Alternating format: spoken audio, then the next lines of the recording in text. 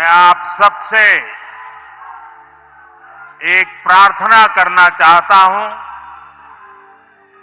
आप जहां हैं वहीं अपने स्थान पर बैठे रह करके ही, खड़े होने की जरूरत नहीं है, बैठकर ही 22 तारीख को जिन परिवारजनों को हमने खोया है,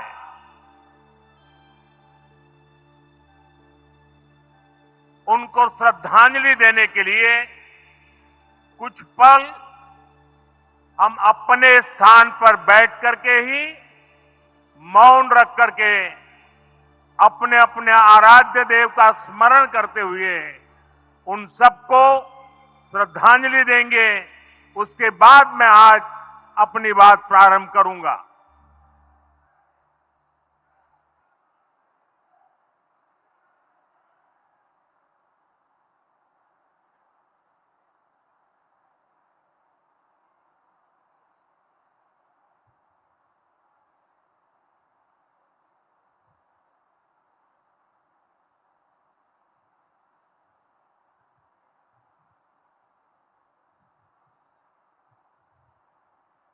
ओम शांति शांति शांति।